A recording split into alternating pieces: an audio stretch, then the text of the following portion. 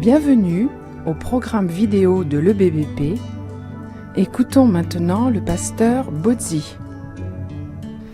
Alors nous continuons notre méditation, notre explication dans le Sermon sur la montagne, ce fameux long et grand message que le Seigneur Jésus a donné au bord du lac de Galilée, où il a donné les principes de son royaume. Comment on doit vivre dans le royaume de Jésus-Christ. Et nous sommes arrivés au verset 17, Matthieu chapitre 5. Et c'est un passage important et qui demande quelques explications.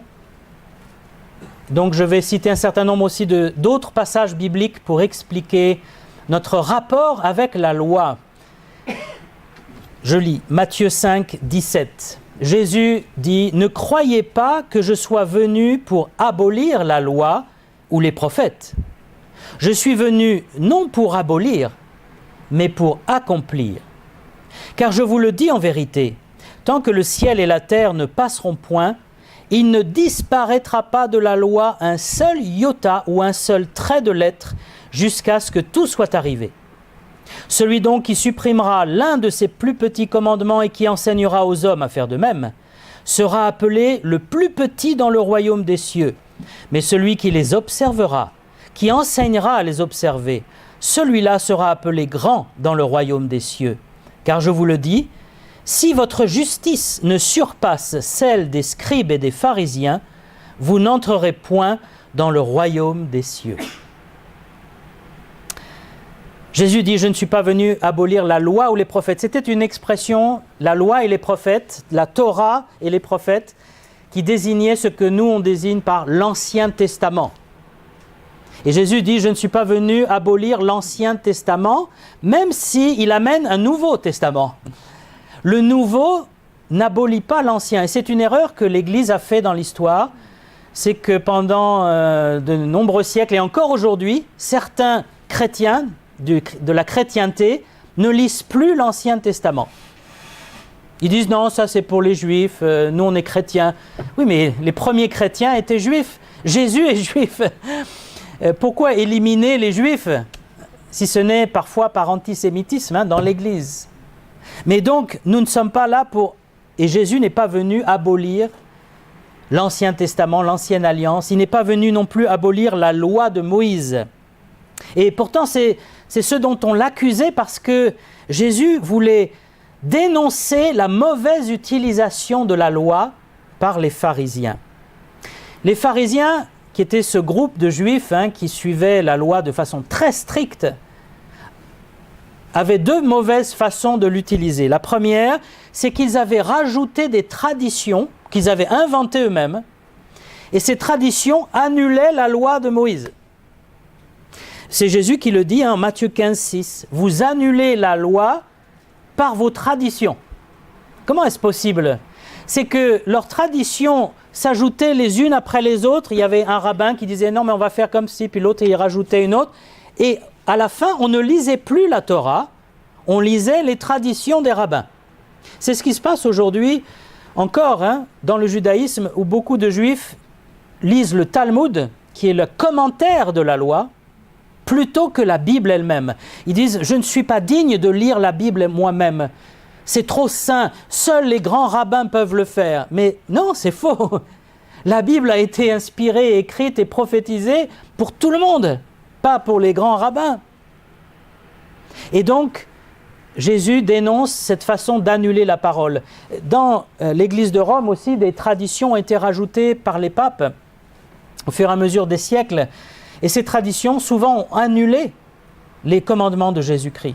Lorsqu'il dit, par exemple, au sujet du repas du Seigneur, « Buvez-en tous ».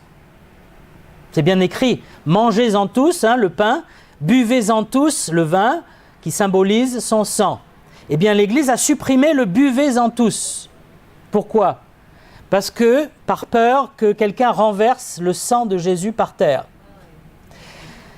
C'est une tradition humaine, une pensée humaine, peut-être de bonne volonté, mais Jésus n'a jamais demandé ça. Au contraire. De la même façon, les statues, les images dans l'Église. Les 10 commandements sont clairs. Tu ne feras pas de statue de représentation des choses qui sont dans les cieux, et tu ne te prosterneras pas devant elles. Pourtant, l'Église a enseigné à prier, à invoquer, à mettre des bougies, des cierges et à prier les saints et même les statues en disant ce sont des supports matériels de la foi. Où est-ce que c'est dans la Bible qu'on a besoin de supports matériels de la foi? Ce sont des traditions humaines qui viennent annuler la parole de Dieu. C'est très grave de se prosterner devant une image ou une statue. C'est un blasphème, parce que Dieu est esprit, et on doit l'adorer en esprit et en vérité. Et nous pouvons aussi être tentés par des traditions humaines, chaque église a ses petites traditions, d'annuler quelquefois la parole de Dieu. Et c'est pour ça qu'on doit toujours se référer aux Écritures. Est-ce que l'Écriture est contredite ou est-ce qu'elle est confirmée par notre foi, notre pratique? La deuxième façon dont les pharisiens annulaient la parole de Dieu, la loi, c'est qu'ils suivaient les préceptes à la lettre, mais pas avec le cœur. Jésus leur dit en Marc, « Hypocrite, Ésaïe a bien prophétisé sur vous, comme il est écrit, « Ce peuple m'honore des lèvres, mais son cœur est éloigné de moi. » Le Seigneur Jésus est toujours revenu au cœur. La religion fabrique parfois des hypocrites en masse, parce que la religion vous demande des préceptes. Tu fais ci, tu fais ça, tu dis ci, tu dis ça. Tu répètes les bons mots. Si tu dis les bons mots, c'est bon, tu es un bon chrétien. Si tu fais les bons préceptes, si tu fais les bons pèlerinages, les bons sacrements, tu seras un bon chrétien. Après, si ton cœur est éloigné de Dieu, peu importe. C'est ça qui nous avait choqués quand nous avons visité Israël et guidés par des guides orthodoxes juifs. C'est qu'ils nous ont dit, sans peur, sans crainte, mais pour nous, le respect des pratiques est plus important que l'état de ton cœur. Parce que si tu fais toutes les pratiques, ton cœur ira bien. Mais ça, ce n'est pas ce que dit l'Écriture. On peut avoir l'apparence d'un bon croyant, mais le cœur peut être éloigné de Dieu, comme le dit le prophète Ésaïe. Et c'est terrible quand on devient un chrétien pharisien aussi. Un chrétien qui chante les cantiques, qui dit les bonnes prières avec les bons mots, mais son cœur n'est plus là. Est-ce que votre cœur est là ce matin avec le Seigneur? Est-ce qu'il est près du Seigneur? Ou est-ce qu'il est éloigné du Seigneur? Est-ce qu'on est là le dimanche par tradition? Ou est-ce qu'on est là le dimanche pour le Seigneur? Premièrement, parce qu'on veut le remercier. Il nous a racheté à un si grand prix. Et Jésus dit, je suis venu non pas pour abolir, mais pour accomplir. Jésus, le Messie, redonne tout son sens à la loi. Les pharisiens avaient perdu le sens de la loi, ils étaient tombés dans des discussions à n'en plus finir sur des détails. Le Shabbat, c'est des livres et des livres qui ont été écrits sur le Shabbat, ce qu'on peut faire et ce qu'on ne peut pas faire le Shabbat. Et quand Jésus a guéri une femme le jour du Shabbat, ils étaient à la synagogue parce que Jésus respectait le sabbat, il guérit cette femme et les gens se plaignent et disent « Mais comment ose-t-il faire ces choses le jour du Shabbat ?» Et Jésus dit « Mais est-ce que Dieu a interdit de faire des miracles, de faire du bien le jour du Shabbat ?» Pour eux, il ne fallait rien faire, il fallait juste faire les prières, faire exactement ce que les rabbins avaient dit. Et c'est terrible quand on tombe dans ce piège, de s'attacher aux détails plutôt que de regarder le sens. Et c'est pour ça que Jésus a dit, le sabbat n'a pas été fait, l'homme n'a pas été fait pour le sabbat, mais le sabbat a été fait pour l'homme. C'est-à-dire le sabbat, c'est pour qu'on puisse se reposer, pour qu'on puisse passer du temps avec Dieu. C'était ça le but du sabbat, de penser à Dieu. Et là, au lieu de penser à Dieu, on finit par penser, est-ce que j'ai bien respecté le sabbat ? Et on a toujours cette peur, oh, j'ai rompu un interdit, c'est terrible. C'est pas ça la loi que Dieu a donnée. Et Jésus donc vient rétablir le sens de la loi. C'est Paul dans l'Épître aux Galates, chapitre 3, qui dit « La loi a été comme un tuteur, un professeur qui nous conduit au Messie, afin que nous soyons pardonnés par la foi. Et la foi étant venue, nous ne sommes plus sous ce tuteur. » Ce qu'il explique là aux Galates, c'est que la loi parle du Messie partout et qu'elle nous amène au Messie. Et quand on a cru au Messie, la loi est accomplie. On n'a plus besoin de s'y attacher à nouveau parce qu'elle est accomplie en Christ. Et donc, les Juifs avaient besoin de comprendre que la loi, l'Ancien Testament pour nous amène à Christ en fait. Je ne suis pas venu abolir, Jésus n'est pas venu renier la loi de Dieu parce que c'est lui-même qui l'a établie. Il ne peut pas se renier lui-même. Et en tant que chrétien, parfois on dit mais nous sommes plus sous la loi, nous sommes sous la grâce. Et certains chrétiens vont tellement loin qu'ils vont même plus sous la grâce, ils vont sous la licence. C'est-à-dire, ils disent, il n'y a plus de loi, les 10 commandements c'est terminé, l'Ancien Testament c'est terminé, moi je vis par l'Esprit. Bon, c'est beau, hein, c'est ce que dit la Bible, hein, marcher selon l'Esprit. Mais c'est plus selon l'Esprit de Dieu, c'est selon leur esprit. Hein. Et ils se permettent des péchés dans leur vie en disant, de toute façon, moi je ne suis plus sous la loi, je suis sous la grâce. Et c'est un danger hein, de mal voir la grâce. La grâce nous enseigne, dit la Bible, à pécher. Moi, c'est pas ça dans ma Bible. Hein. Elle nous enseigne à renoncer au péché. Parce que quand on est pardonné, quand on est purifié par la grâce, on a envie de rester propre. Hein. On ne veut pas retomber dans le péché. Avant, je nageais dans le péché, mais la grâce m'en a sorti. Si vous étiez tombé dans une fosse à purin, je ne vous souhaite pas, hein, mais ça arrive des gens. Des agriculteurs, un mauvais pas, et plouf, ils tombent dans la fosse à purin. Bon, mais quand on les sort, qu'est-ce que vous croyez qu'ils veulent faire? Replonger dedans? Ils veulent se laver et en finir une fois pour toutes. Ne plus jamais mettre les pieds là.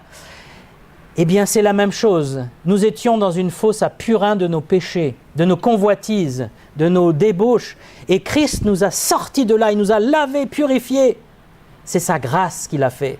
Alors, on ne veut pas continuer à pécher. La grâce nous enseigne à ne plus pécher. La Bible dit que la loi est bonne. Et donc nous devons la respecter, nous devons l'étudier, nous devons étudier la Bible, l'Ancien Testament aussi bien que le Nouveau. Mais on va voir qu'il y a une nouvelle façon de la voir avec Jésus-Christ. Il dit « Je suis venu pour accomplir la loi ». Jésus n'a pas enlevé l'Ancien Testament, il est venu l'accomplir. Pourquoi? Parce qu'il y a plein de quoi dans l'Ancien Testament qui parlent de Christ. Je ne vous entends pas. De prophéties qui annoncent le Messie. Et même les sacrifices annoncent le Messie. Tout le tabernacle de Moïse, le temple, tout parle de Christ. Le chandelier, c'est Christ. L'autel, c'est Christ. L'agneau, c'est Christ. Le souverain sacrificateur, c'est Christ. La tente, c'est Christ. Tout est Christ dans le temple. Toutes les prophéties pointent vers le Messie. Même la première Genèse, hein, chapitre 2, tu écraseras la tête du serpent hein, et elle te blessera le talon. La postérité de la femme, c'est qui la postérité de la femme? C'est le Messie, c'est Jésus-Christ qui est né d'une vierge. Et donc, tout l'Ancien Testament, toute la loi nous pointe vers Christ qui accomplit la loi. Ésaïe 53, il était blessé pour nos péchés. En tant qu'agneau, Jésus-Christ est venu mourir pour nos péchés. Jérémie 31 en particulier annonce une nouvelle alliance pour Israël et en fait pour le monde. On peut lire si vous avez votre Bible, Jérémie 31, un passage très important. C'est facile à retenir, c'est Jérémie 31, 31. On peut mémoriser ça. Ça fait penser aux anciens numéros de téléphone. Hein. Opéra 1515, je ne sais plus comment on disait avant. Jérémie 31, 31. Voici les jours viennent, dit l'Éternel, où je ferai avec la maison d'Israël et la maison de Juda une alliance nouvelle. Le Nouveau Testament, ça veut dire nouvelle alliance. Non comme l'alliance que je traitais avec leur père, là où je les saisis par la main pour les faire sortir du pays d'Égypte, alliance qu'ils ont violée. Donc l'alliance avec Moïse, la loi, etc., a été violée parce que personne ne peut accomplir parfaitement la loi. Et donc Dieu dit, je vais faire une nouvelle alliance. Verset 33, « Voici l'alliance que je ferai avec la maison d'Israël. Après ces jours-là, dit l'Éternel, je mettrai ma loi au-dedans d'eux.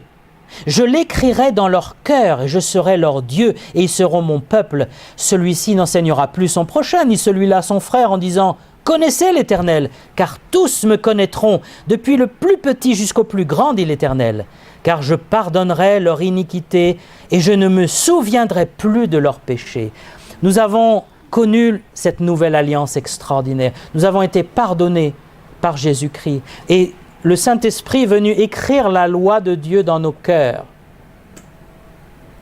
La loi, pour nous, n'est plus extérieure, elle est intérieure.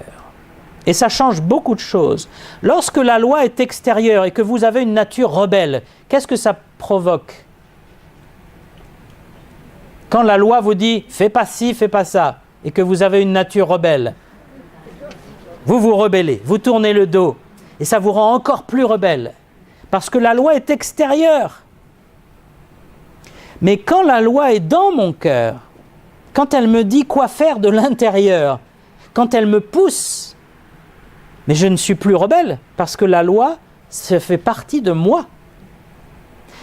Je ne sais pas si vous avez vécu ça, j'imagine, mais quand on se tourne vers Christ, moi j'étais élevé dans le catholicisme, devenu athée, anticlérical, anti-Dieu, et puis un jour j'ai entendu l'évangile et je suis devenu chrétien, disciple de Jésus-Christ. Et je me souviens très bien, du jour au lendemain, j'avais envie de prier, j'avais envie d'aller me réunir avec les frères et sœurs, j'avais envie de chanter des cantiques, j'avais envie de lire la Bible, je ne m'arrêtais plus. Est-ce que c'est moi qui m'étais dit « Bon, maintenant, je suis un chrétien, il faut que je lise la Bible, hein. Il faut que je prie. Hein. » Pas du tout. Je ne priais jamais, je ne lisais jamais la Bible avant, je ne chantais pas des cantiques avant, je n'allais surtout pas à l'église.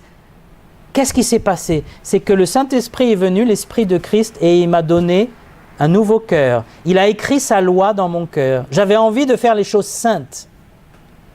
C'était des nouveaux désirs, c'est ce renouvellement. La nouvelle naissance. J'étais une nouvelle personne et la loi était dans mon cœur. C'est ça que Jésus-Christ est venu faire. Aujourd'hui, nous n'avons plus à suivre les lois cérémonielles. Vous savez, la loi dans la Torah a 3 aspects. Il y a la loi cérémonielle, c'est-à-dire tous les sacrifices qu'il fallait faire. Il y en avait beaucoup. Les sacrifices pour le péché, les sacrifices de remerciement, entre autres. Il y avait les fêtes aussi. Et puis, il y avait la loi civile. Donc, quand tu tues accidentellement une vache ou un âne, il y avait toutes ces lois qu'on trouve dans l'Exode. Et voilà, comment réparer, comment faire s'il y a un accident ou un meurtre, etc. Et puis, il y avait la loi morale, notamment les 10 commandements. Comment se comporter moralement. Nous ne sommes plus sous ces lois, sous la loi cérémonielle, parce que Christ a accompli tous les sacrifices. Nous n'avons plus besoin d'un temple, plus besoin d'un autel, plus besoin d'un prêtre, parce que Christ est notre prêtre, il est notre temple, il est notre autel, il est notre agneau, il est tout, il a tout accompli. Les lois civiles, eh bien nous avons le code pénal et le code civil. Israël était une théocratie, c'est-à-dire c'est la Bible et Dieu qui dirigeaient le peuple. Mais aujourd'hui, nous sommes sous la loi française. Et nous sommes, en tant que chrétiens, tenus d'obéir à la loi française, tant qu'elle ne va pas à l'encontre, bien sûr, de notre conviction à un certain moment. Si elle nous oblige à faire du mal, nous n'allons pas obéir. Mais pour l'instant, ce n'est pas le cas. Donc, nous obéissons à la loi civile. Et d'ailleurs, la loi française, comme la plupart des lois romaines, sont basées sur la Bible. Et puis il y a les lois morales. Alors elles sont toujours en vigueur, bien sûr. De ne pas voler, de ne pas tuer, de ne pas commettre l'adultère, de ne pas convoiter. Tout cela, c'est toujours valable. Mais ce n'est plus une loi extérieure. Je ne suis plus un pécheur à qui on dit « ne fais pas ci, ne fais pas ça ». Je suis un saint, je suis justifié.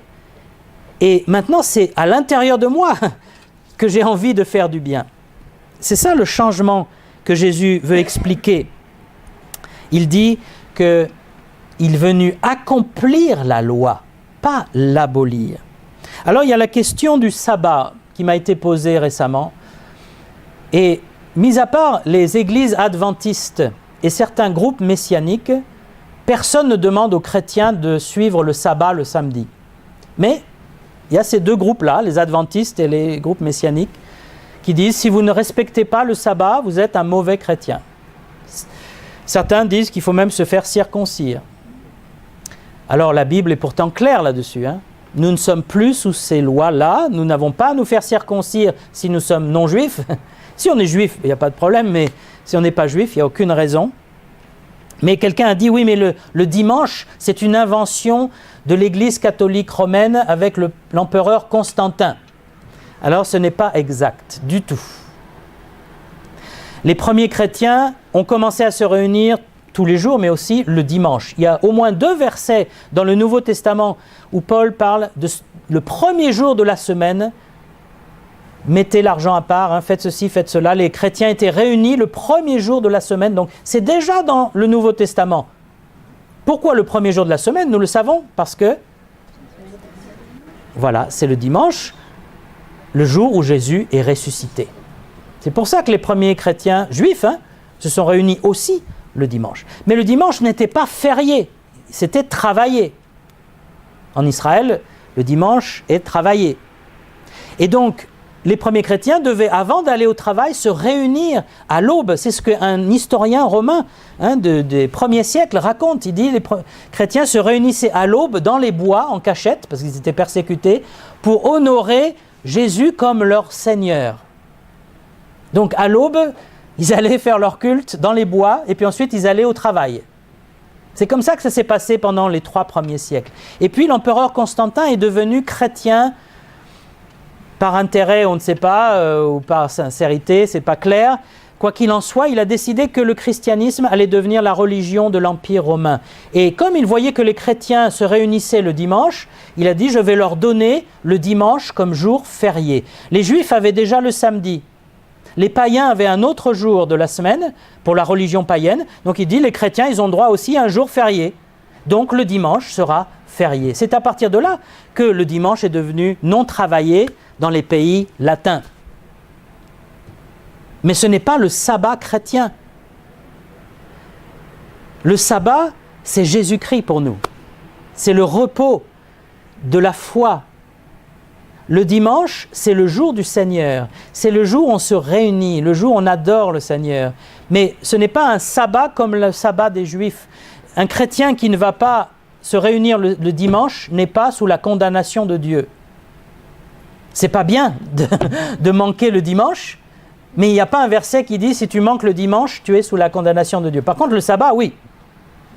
Et d'ailleurs, dans la Bible, il est bien écrit clairement, Dieu dit dans l'Ancien Testament aux Juifs, à Israël, « Je vous ai donné le sabbat à vous, Israël, comme un signe entre moi et vous. » Pareil, la circoncision, c'est un signe de l'alliance avec Israël. Donc, nous qui ne sommes pas d'origine juive, nous n'avons pas à suivre le Shabbat, le sabbat, nous avons à suivre le Seigneur.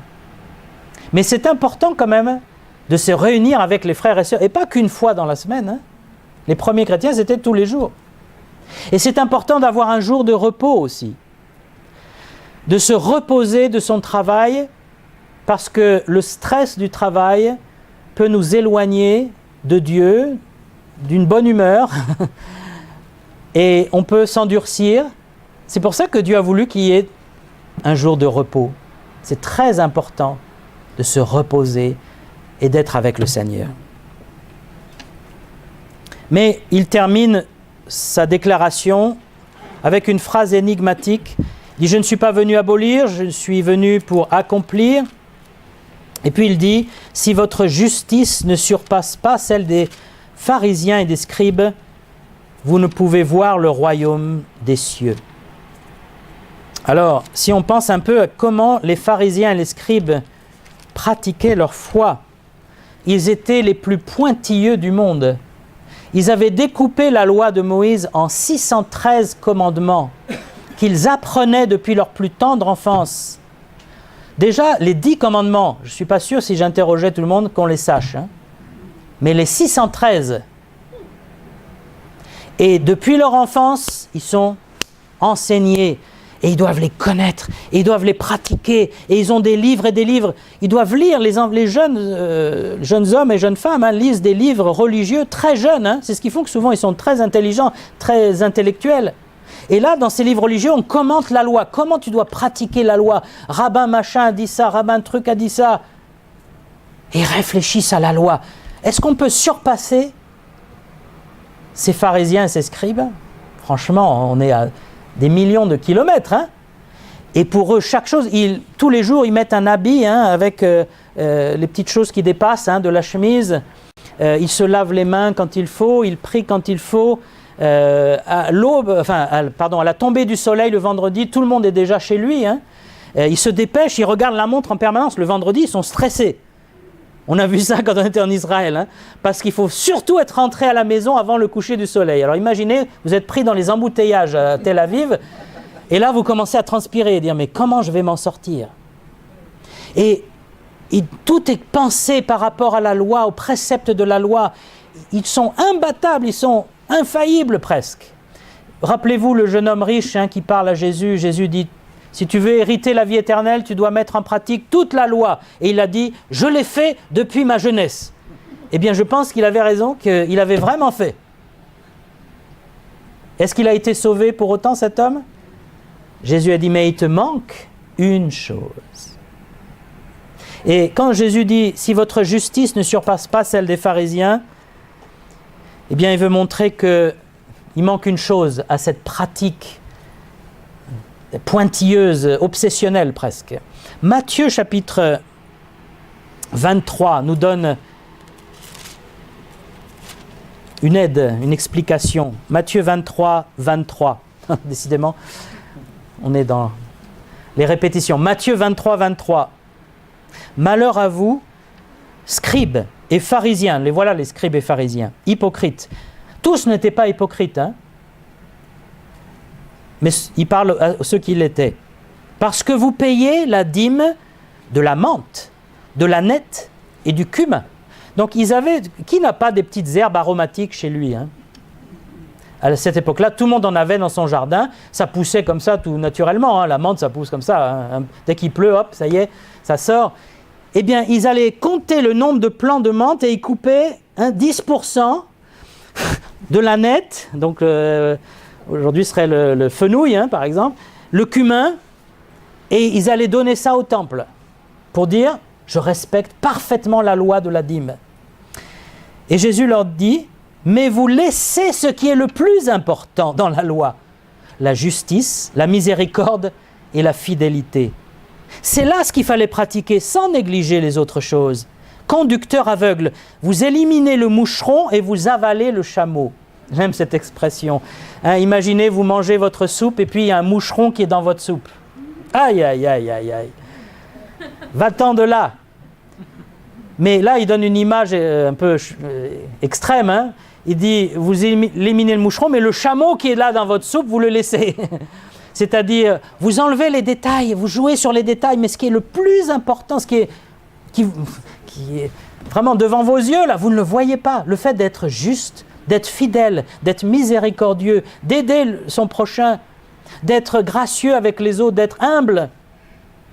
Et c'est ça, le croyant hypocrite. On va quitter les pharisiens, on va parler des croyants en général, parce que en tant que chrétien, il y a aussi autant d'hypocrites que chez les juifs.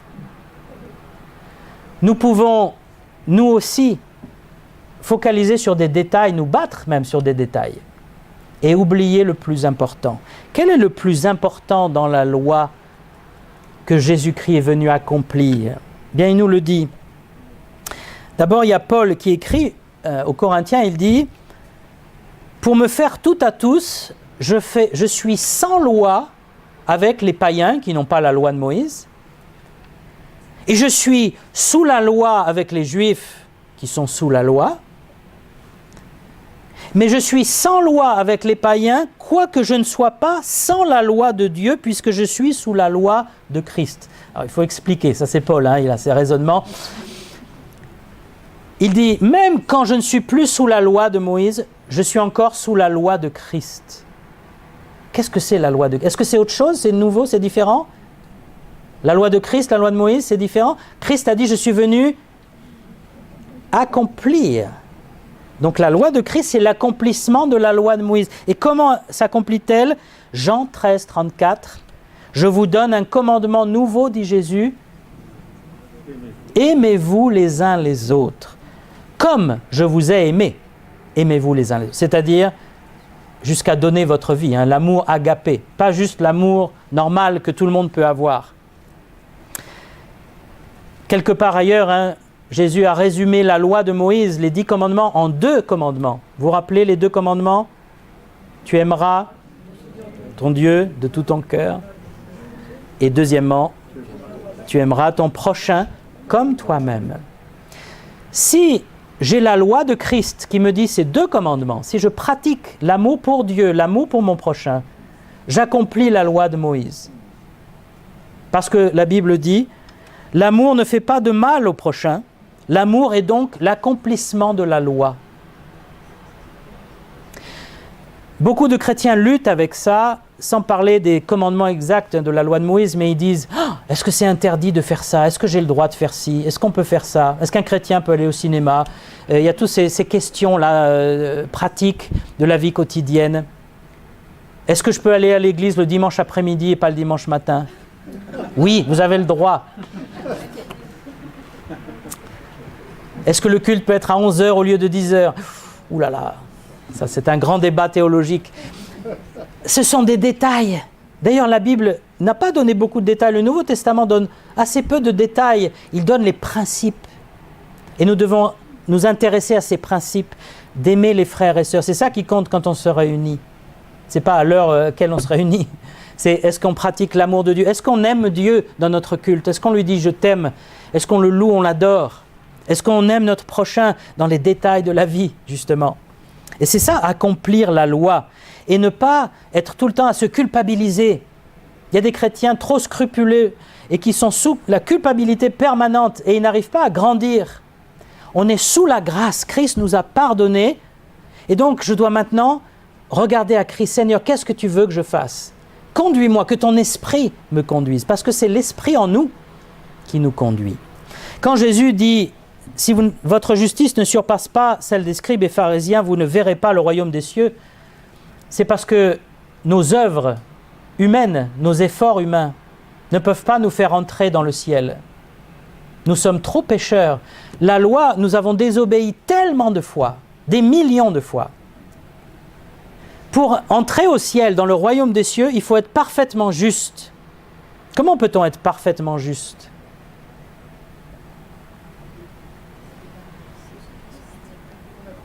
Par la foi au Seigneur Jésus-Christ. Ce n'est pas par la loi, c'est par la foi au Seigneur Jésus-Christ. Quand on reçoit Christ comme notre Sauveur qui a payé pour nos fautes, là on est déclaré juste.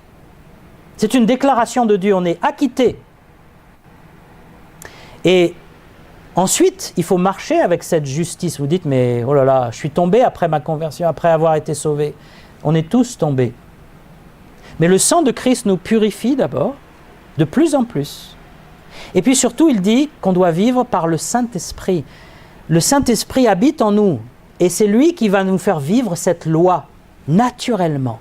Plus je suis près de Dieu, plus je vais être près de la loi. Je n'ai même pas à me poser la question, il faut le faire, il ne faut pas le faire. Si je suis près de Dieu, le Saint-Esprit va m'amener là où il faut. Et il va enlever ce qu'il ne faut pas de ma vie. Ça va tomber tout seul. Quand j'étais, là aussi on peut se souvenir, quand on était nouveau croyant, nouveau converti, il y a des péchés qu'on faisait depuis longtemps, toute sa vie peut-être. Et puis d'un seul coup, hop, ils disparaissent, ils ne sont plus là. On dit tiens, je ne fais plus ça. Parfois on avait un mauvais langage. C'est fou comme Dieu peut changer même enlever les mots vulgaires de votre vocabulaire quand il vient dans votre vie. On avait des mauvaises pensées, on avait certaines choses qu'on faisait. C'est tombé de lui-même. Pourquoi? Parce que le Saint-Esprit les a remplacés par l'amour de Dieu. On n'a plus besoin de ces choses. On n'a plus besoin de la débauche parce qu'on a Christ qui nous comble. Et c'est ça, accomplir la loi. Et c'est ça que Christ est venu faire pour nous. Si nous avons Christ, nous avons l'accomplissement de la loi. Et que le Seigneur nous aide donc à être équilibrés, à ne pas être des chrétiens légalistes, mais à ne pas être non plus des chrétiens licencieux, à être des chrétiens qui vivent selon la loi de Christ, l'amour pour Dieu et pour les frères. Que Dieu nous aide dans cette pratique.